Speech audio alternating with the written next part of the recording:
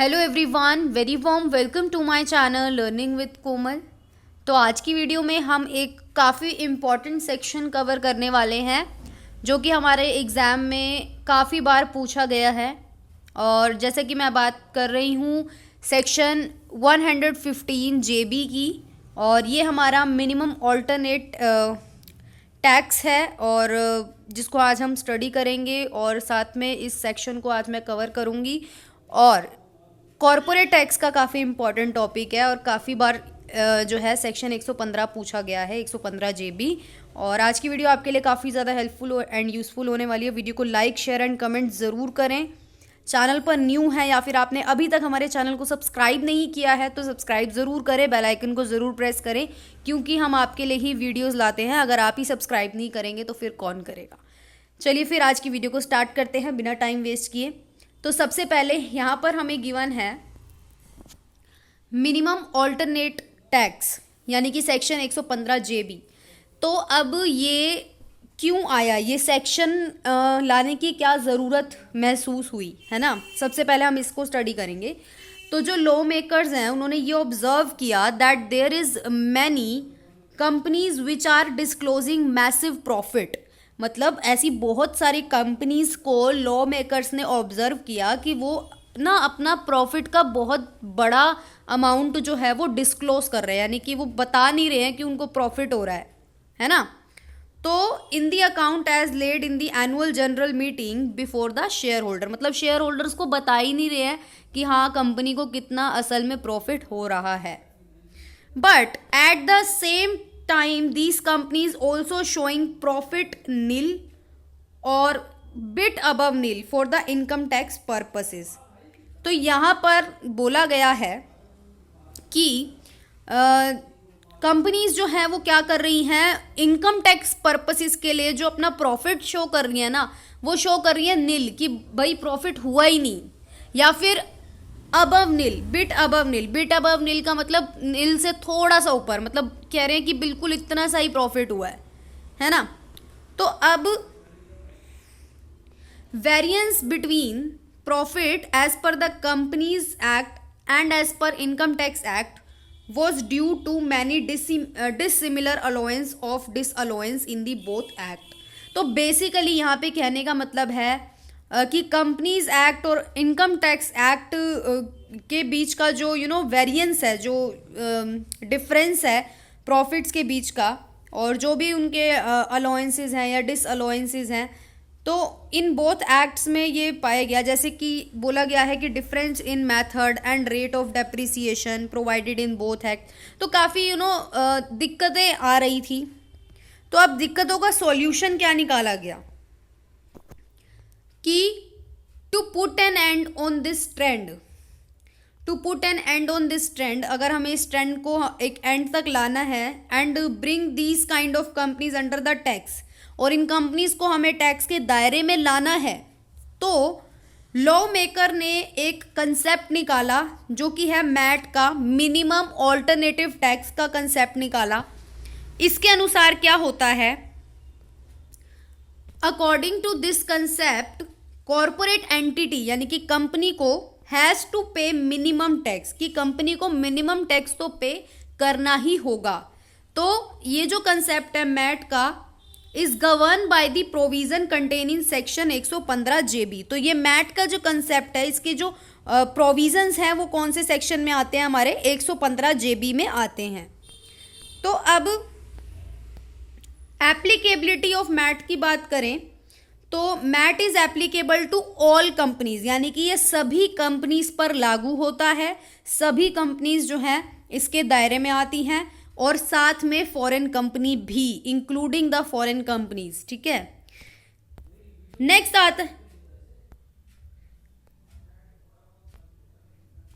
आता है हमारा analysis of provision of section 115 जेबी। तो अब हम सेक्शन 115 जेबी के जितने भी प्रोविजंस हैं उसका एनालिसिस करेंगे। तो यहाँ पे सबसे पहले हमें गिवन है कि where in case of a company के केस में the income tax payable on the total income as computed under the income tax act in respect of any previous year is less than 15% of its book profit. कहने का ये मतलब है कि company के case में अगर जो इनकम टैक्स पेबल है, कंपनी की टोटल इनकम पर जो इनकम टैक्स बनता है ना, वो बुक प्रॉफिट यानी कि कंपनी का जो बुक प्रॉफिट है उसके अगर 15% से कम है तो, फॉर एग्जाम्पल बुक प्रॉफिट कितना है, हमने एक एग्जाम्पल लिया 1 लाख, ठीक है, बुक प्रॉफिट का 15% कितना हुआ 15,000, और कंपनी का जो टैक्स बन रहा है वो कितना बन रहा है, इससे कम बन रहा है, 15,000 से कम बन रहा है। फॉर एग्जाम्पल मान लेते हैं 10,000 बन रहा है ना। तो अब where in case of a company the income tax payable on the total income जो कंप्यूट की गई है, अगर वो लेस देन 15% है, बुक प्रॉफिट के 15% से भी कम है, तो क्या होगा, then such book profit shall be deem to be the total income of the assessee.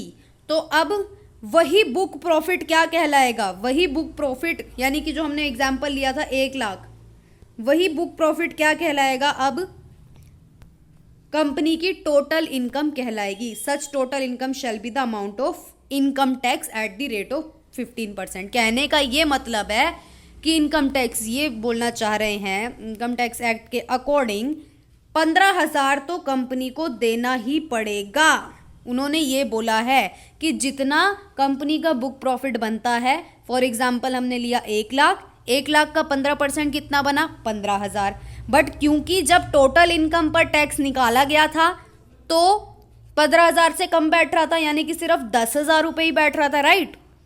तो अब इनकम टैक्स वालों मतलब लॉ मेकर्स ने ये सोचा ना कि यार ये इतना कम प्रॉफिट मतलब इतना कम टैक्स दे रहे हैं, तो इसीलिए उन्होंने ये लॉ लाया 115 जेबी। तो 115 जेबी कह रहा है कि बुक प्रॉफिट का 15% तो इनको देना ही पड़ेगा। तो अब हम बुक प्रॉफिट को ही क्या मानेंगे, कंपनी की टोटल इनकम मानेंगे। कितना था बुक प्रॉफिट 1 लाख, तो उसी को ही हम क्या मानेंगे, भाई यही टोटल इनकम है, इसी पर टैक्स लगेगा। तो अब 1 लाख पर टैक्स लगेगा कितना 15,000, 15,000 लगा। अब 15,000 पे साथ में सरचार्ज भी एप्लीकेबल होगा और हमारा हेल्थ एंड एजुकेशन सेस 4% भी लगेगा, ये भी टोटल होगा साथ में। सरचार्ज जैसा कि आप जानते हो 7% और 12% का था, है ना, और एजुकेशन सेस 4% का। उसके बाद सिंपल वर्ड्स में अगर हम बात करें तो every company has to compute its income tax liability as per 2 set of provision, कि हर कंपनी को अपनी इनकम टैक्स लाइबिलिटी कंप्यूट करनी पड़ती है as per 2 sets of provision, मतलब 2 सेट है प्रोविजन के, उसके अकॉर्डिंग। तो अब the set of provision which result in higher income tax liability become the income tax payable. तो अब दोनों प्रोविजन के अकॉर्डिंग जब एक कंपनी अपनी टैक्स लाइबिलिटी को कंप्यूट करेगी ना, तो जो प्रोविजन के अकॉर्डिंग ज़्यादा अमाउंट दिखाएगा, यानी कि ज़्यादा इनकम टैक्स लाइबिलिटी दिखाएगा जिस प्रोविजन के अकॉर्डिंग, वही पे करनी पड़ेगी। ठीक है, मान लो एक प्रोविज़न के अंतर्गत दिखा रहा है टैक्स लाइबिलिटी 20,000 और एक प्रोविज़न के अंतर्गत दिखा रहा है 22,000, तो कंपनी कितना देगी टैक्स 22,000। ठीक है, 22,000 कंपनी को पे करना पड़ेगा। अब ये 2 प्रोविज़न कौन से हैं ये भी यहाँ पे डिफाइन है। पहला प्रोविज़न है income tax computed as per normal provision. एक तो जो हम नॉर्मल प्रोविज़न से इनकम टैक्स को कंप्यूट करते हैं, राइट। तो अब जैसे हमने अभी ऊपर पढ़ा था कि जब एक की टोटल इनकम निकाली और, है ना, तो नॉर्मल प्रोविज़न के अंतर्गत कितना बैठ रहा था 10,000 बैठ रहा था, बट बुक प्रॉफिट से भी कम था, बुक प्रॉफिट के 15% से कम था ना ये, तो इसीलिए 115 जेबी आया और कहा कि भाई 15,000 दो। तो अब यहाँ पे ज़्यादा अमाउंट क्या है 15,000, तो 15,000 कंपनी पे करेगी, ये बात बोली गई है यहाँ पे।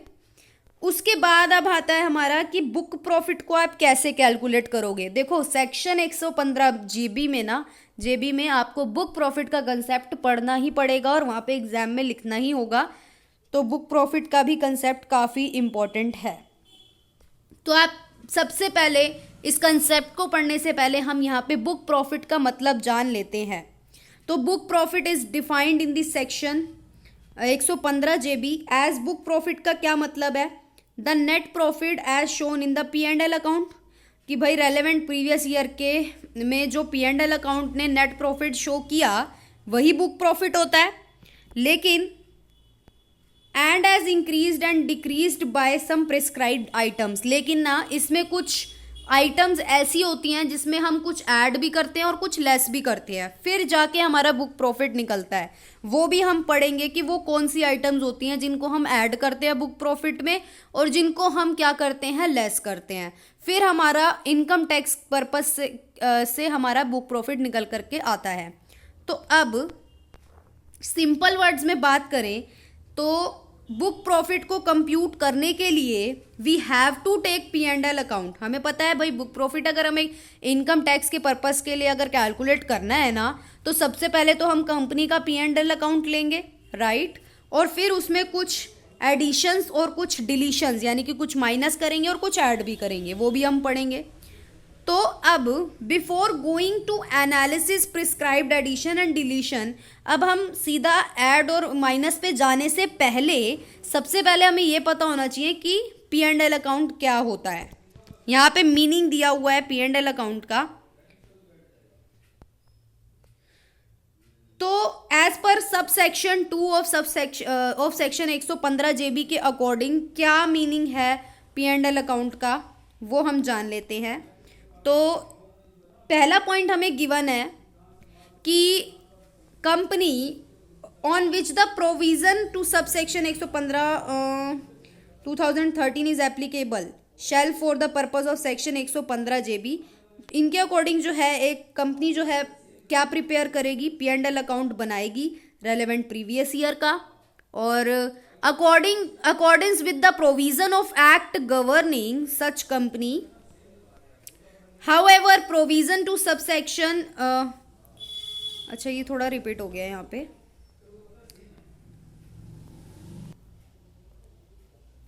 तो बेसिकली यहाँ पे ये जो बोला गया है वो इलेक्ट्रिसिटी, इंश्योरेंस और बैंकिंग कंपनीज के बारे में बोला गया है कि जो सेक्शन 129 है कंपनीज एक्ट का वो ही एप्लीकेबल होगा किन पे, इलेक्ट्रिसिटी, कोई कंपनी इलेक्ट्रिसिटी का काम मतलब उनका बिजनेस है, या इंश्योरेंस का है, या बैंकिंग कंपनी का है, तो इन कंपनी को भी रिक्वायर्ड होता है कि ये गवर्निंग लॉज के प्रोविज़न को ही फॉलो करेंगे और उसी तरीके से ये प्रॉफिट एंड लॉस अकाउंट को बनाएंगे, यानी कि एक्ट गवर्निंग लॉ एक्ट के अकॉर्डिंग जो प्रोविज़न है उसी के अकॉर्डिंग इनको पी एंड एल अकाउंट बनाना पड़ेगा, प्रिपेयर करना पड़ेगा। और साथ ही सेकेंड पॉइंट गिवन है हमें कि assessee being a company other than a company refer above in, कहने का मतलब है कि अगर कोई कंपनी इलेक्ट्रिसिटी नहीं है, ना ही वो जो यहाँ पे कंपनी गिवन थी ना, ये रही, इलेक्ट्रिसिटी की नहीं है, इंश्योरेंस की नहीं है, बैंकिंग की नहीं है, तो उसके अलावा अगर दूसरी कंपनी की बात बोली गई है तो उनके अकॉर्डिंग जो है कंपनीज एक्ट 2013 की शेड्यूल 3 में जो प्रोविज़न गिवन है ना उसके अकॉर्डिंग उन कंपनी को अपना पी एंड एल अकाउंट बनाना पड़ेगा। तो अब आपको यहाँ से दो बातें समझ करके आई। पहली बात तो ये थी कि अगर कोई कंपनी इलेक्ट्रिसिटी या इंश्योरेंस या बैंकिंग से रिलेटेड है तो वो कंपनीज एक्ट के सेक्शन 129 वाले प्रोविजंस को फॉलो करके पी एंड एल अकाउंट बनाएगी, और उनके अलावा अगर कोई कंपनी है तो वो कंपनीज एक्ट के शेड्यूल 3 में जो प्रोविजंस गिवन है उसके according P and L account बनाएगी। तो ये हमें ये दो बातें ध्यान में रखनी है। उसके बाद हम बात करेंगे अब कि जब वो प्रिपेयर कर रहे होंगे ना पी एंड एल अकाउंट को, तो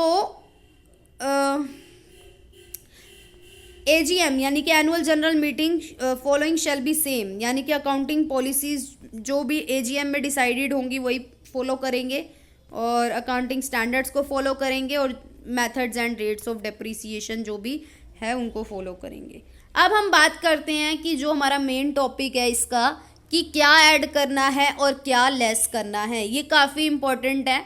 वैसे तो इसमें एडिशंस में कम से कम काफ़ी 15-16 आइटम्स थी, बट मैंने इसमें 9 ही आइटम्स को लिया है, आई थिंक 8 या 9 आइटम्स को लिया है, और माइनस में भी मैंने 8-9 आइटम्स ही लिए हैं, ठीक है। तो बाकी आप अपने जो है इतने पॉइंट्स एग्ज़ाम के लिए काफ़ी हैं, इसीलिए मैंने थोड़ा कम कर दिया, ठीक है, नहीं तो 16-17 थे। तो अब हम बात करते हैं कि हमें क्या ऐड करना है और क्या लेस करना है। और फिर हमारा जो है बुक प्रॉफिट निकल करके आएगा। तो एडिशंस जो हमें करनी है वो क्या करनी है, नंबर 1, अब हमें सबसे पहले हमने पढ़ना है कि क्या ऐड करना है आपको, ठीक है, नेट प्रॉफिट में, फिर आपका बुक प्रॉफिट निकल करके आएगा। सबसे पहले amount carried to any reserves by whatever name called, यानी कि कोई अमाउंट जो है रिजर्व्स की है उसको आप ऐड करोगे, ठीक है। उसके बाद amount of expenditure in relation to income covered by section 10, कि सेक्शन 10 में जो इनकम्स हमें दी गई हैं उसके रिगार्डिंग अगर कोई एक्सपेंस किया गया है, अमाउंट ऑफ एक्सपेंडिचर जो है वो उसको आप ऐड कर दोगे नेट प्रॉफिट में बुक प्रॉफिट को कैलकुलेट करने के लिए, ठीक है। और या फिर अमाउंट ऑफ डिविडेंड पेड और प्रपोज टू बी पेड, कि अगर कोई अमाउंट आपको डिविडेंड की पे करनी है, या तो आपने पे कर दी या फिर आपने करनी है, तो उसको भी आप क्या करोगे, नेट प्रॉफिट में ऐड करोगे। 4th, amount of depreciation as per tax provisions, तो जो डेप्रिसिएशन की अमाउंट है वो भी ऐड होएगी। उसके बाद बैलेंस इन रिवैल्यूएशन रिजर्व, जो भी रिवैल्यूएशन रिजर्व का बैलेंस पड़ा है किसी भी रिवैल्यूड असेट का, रिटायरमेंट के बेस, जब रिटायरमेंट होता है तो बनाते हैं ना हम रिवैल्यूएशन अकाउंट, तो उस टाइम का अगर कोई रिजर्व पड़ा है, तो अगर आप उस असेट को डिस्पोज कर रहे हो तो उस टाइम पे जो बैलेंस पड़ा है उसको आप क्या कर दोगे, ऐड कर दोगे, ठीक है। उसके बाद 6th point, amount of deferred tax, जो डेफर्ड टैक्स अगर है या फिर कोई प्रोविज़न है ना, तो वो भी क्या करोगे, आप ऐड कर दोगे। उसके बाद amount of income tax paid, payable और प्रोविज़न देयरऑफ, यानी कि इनकम टैक्स अगर आपने पे कर दिया है या फिर पेएबल अभी करना है, और इनकम टैक्स की कोई पेनल्टी आपने पे करनी है, या आपने कोई इंटरेस्ट पे करना है, या आपने कोई वेल्थ टैक्स पेनल्टी पे करनी है, ठीक है, तो वो भी जो है ऐड करोगे आप नेट प्रॉफिट में जब आप कंप्यूट कर रहे हो बुक प्रॉफिट को। उसके बाद कोई भी लॉस ऑफ सब्सिडरी पता है ना क्या होता है, सब्सिडरीज जो होती हैं, लाइक अगर हम जिस भी कंपनी का असेसमेंट करेंगे तो उसकी जो सब्सिडरीज कंपनी होंगी उनका अगर कोई लॉस है और उनसे रिलेटेड जो प्रोविजंस है ना, तो वो भी ऐड होएगा। उसके बाद amount of expenditure relatable to income being share of the taxpayer in the income of an association of person, की अमाउंट या फिर एक्सपेंडिचर की अमाउंट या फिर income being share of the taxpayer, कि कोई इनकम है जो टैक्स पेयर का उसमें शेयर बनता है, और in the income of an association of person body of individual on which no income tax is payable, मतलब कोई ऐसी इनकम जिस पे इनकम टैक्स पेएबल नहीं है, मतलब उस पर इनकम टैक्स नहीं देना सेक्शन 86 के प्रोविज़न के साथ, मतलब के अकॉर्डिंग, तो ऐसी अमाउंट को भी हम ऐड करेंगे क्योंकि उस पर टैक्स पेएबल नहीं है, दैट्स वाई। अब हम बात करेंगे कि क्या हमें माइनस करना है, ये तो था हमने जो ऐड करना था। अब हम बात करेंगे कि क्या हमें डिलीट करना है, क्या हमने माइनस करना है नेट प्रॉफिट में, अगर हमें बुक प्रॉफिट को कैलकुलेट करना है तो नंबर 1 आता है amount withdraw from any reserve, तो अगर हमने कोई रिजर्व या प्रोविजन से अमाउंट विड्रॉ करी है तो हम उसको माइनस कर देंगे, ठीक है। और amount of income covered by section 10, section 11 और सेक्शन 12 की इनकम की अमाउंट जो है, अगर वो सेक्शन 10, सेक्शन 11 और सेक्शन 12 के अंदर आती हैं तो उनको भी हम माइनस कर देंगे, ठीक है। उसके बाद the amount of loss brought forward और unabsorbed depreciation whichever is less as per book of account, तो कोई लॉस ब्रॉट फॉरवर्ड आया है आपका, पिछले साल का कोई लॉस जो ब्रॉट फॉरवर्ड हुआ है वो अमाउंट माइनस करोगे, अनएब्जॉर्ब डेप्रीसिएशन माइनस करोगे। साथ में यहाँ पे एक नोट गिवन है कि loss and unabsorb depreciation to be considered in the book as at the commencement of the year, कि जो लॉस या फिर कोई अनएब्जॉर्ब डेप्रीसिएशन है उसको हम बुक्स में कैसे कंसीडर करेंगे, जब हम ईयर की स्टार्टिंग होगी तब कंसीडर करेंगे। ऑब्वियसली ब्रॉट फॉरवर्ड हम कभी तभी तो लाएंगे ना स्टार्टिंग के ईयर में, ठीक है। उसके बाद depreciation excluding depreciation on account of revaluation of assets, इसको भी हम माइनस कर देंगे। ठीक है, इसको भी माइनस कर देंगे कि जो किसी आपने रिवैल्यूएशन ऑफ एसेट्स में जो है एक्सक्लूड था डेप्रिसिएशन, ठीक है, अगर आपने एक्सक्लूड था यानी कि वो शामिल नहीं था तो आप उसको माइनस करोगे। उसके बाद any amount withdrawn from the revaluation reserve, कि कोई आपने रिवैल्यूएशन पहले में क्या था जब आप ऐड कर रहे थे, है ना, तब रिवैल्यूएशन रिजर्व का बैलेंस था जिसको आप ऐड कर रहे थे नेट प्रॉफिट में। यहाँ पे क्या है, माइनस हो रहा है, क्यों, क्योंकि आपने विड्रॉ कर लिया अमाउंट, ठीक है, एंड और उसको आपने P&L अकाउंट में अगर क्रेडिट कर दिया है तो वो आपकी यहाँ पे माइनस हो जाएगी। उसके बाद अमाउंट ऑफ डेफर्ड टैक्स यहाँ पे माइनस होएगा if any. Profit of a sick industrial company subject to certain condition, की कोई सिक इंडस्ट्रियल कंपनी का प्रॉफिट हुआ है तो कुछ कंडीशन तक ये भी आप माइनस करोगे नेट प्रॉफिट से। वहाँ पे हमने लॉस किया था, राइट, वहाँ पे लॉस हम ऐड कर रहे थे ना सब्सिडरी कंपनी का, यहाँ पे हम प्रॉफिट को माइनस करेंगे, ये ध्यान रखना है। तो बेसिकली उल्टा उल्टा सिस्टम चल रहा है, तो इसको आपको याद हो जाना चाहिए। अगर आपको वो याद हो गए तो यहाँ ये जल्दी हो जाएगा याद। उसके बाद amount of income being the share of the taxpayer in the income of an association, वही सेक्शन 86 की अमाउंट की कोई अमाउंट है इनकम की, being the share of the taxpayer income of an association where in which no income tax is payable if any such amount is credited, मतलब ऐसी कोई amount आपने P&L में क्रेडिट कर दी तो वो माइनस होगी। जैसे कि हमने यहाँ पे पढ़ा था जिसमें हम ऐड कर रहे थे, उसमें क्या था कि अगर कोई ऐसी अमाउंट है, ठीक है, रिलेटेबल अमाउंट है तो हम उसको ऐड कर रहे थे, ठीक है, लेकिन यहाँ पे उसने ये बोला है इस पॉइंट में और इस पॉइंट में ये फ़र्क है कि आपने अगर वो अमाउंट क्रेडिट कर दी ना P&L अकाउंट में तो आप उसको माइनस कर देना, अगर आपने क्रेडिट नहीं करी तो कोई माइनस नहीं होगा, तो इस बात का ध्यान रखेंगे, ठीक है। क्रेडिट करी है तो ही माइनस होएगा, क्रेडिट नहीं करी तो माइनस नहीं होगा, वो क्या होगा, ऐड होएगा। तो ये था आज का हमारा सेक्शन 115 JB। आई होप आपको आज की वीडियो में कंसेप्ट क्लियर होगा।